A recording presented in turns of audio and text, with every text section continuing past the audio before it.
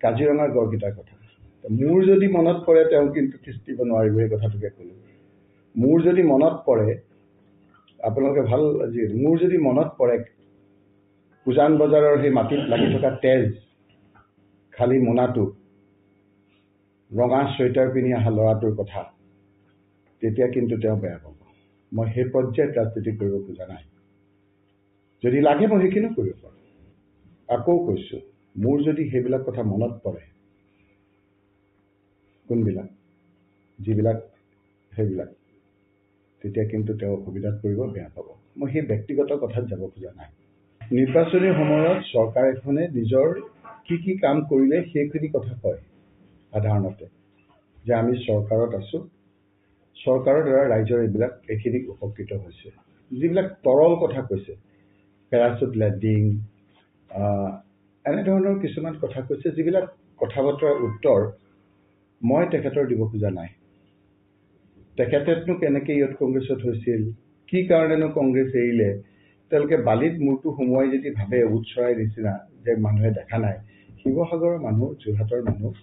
আমাৰ অসমৰ অন্যতম এটা আভিজাত্য অন্যতম সচেতন লোকসকল থকা এটা সমষ্টি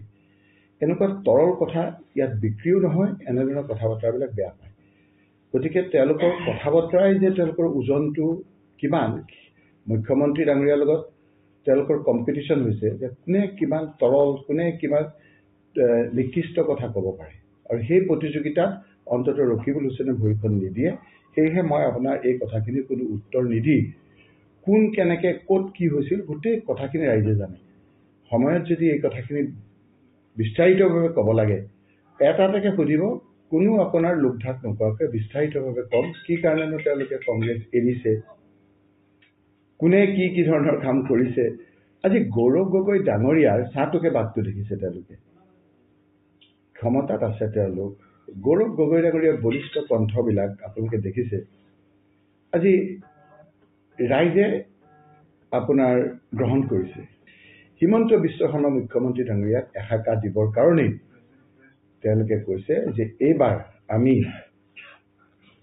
দলে বলে গৈ আণ্ডাৰ কাৰেণ্ট যিটো চলি আছে গৌৰৱ গগৈ ডাঙৰীয়া ৰেকৰ্ড সংখ্যক ভোটত বিজয়ী কৰিছে প্ৰত্যেকটো কথাত RC চালে নিজৰ মুখখন দেখে খোৱা লোৱাৰ কাৰণে তেওঁ নিজৰ মুখখন দেখি কৈ আছে তেওঁ কয় যে 22 বছৰ মই কংগ্ৰেছত থাকি পাপ কৰিলোঁ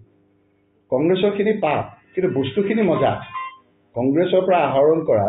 যিবিলাক পাইছে কোনটো আপোনাৰ এই মই কম বাৰু পিছত আপোনালোকক সেইবিলাক মজা সেইবিলাক কথাৰ কি উত্তৰ দিব সেইটোৰ কি উত্তৰ আছে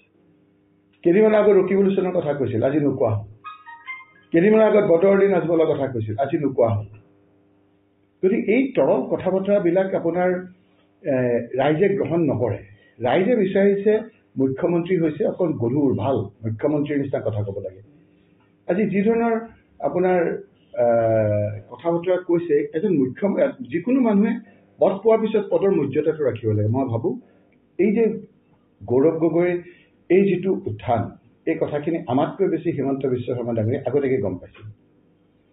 সেই যে আপোনালোকে কৈ আছে কোনোবাই যে কিবা কৈছিল সেইটো হয় সেইটো মই মানো গৌৰৱ গগৈ ডাঙৰীয়াক যে তেওঁৰ গুণবিলাক আমাতকৈ বেছি আগতে তেখেতে গম পাইছিল সেইকাৰণে তেখেতক হিংসা কৰিছিল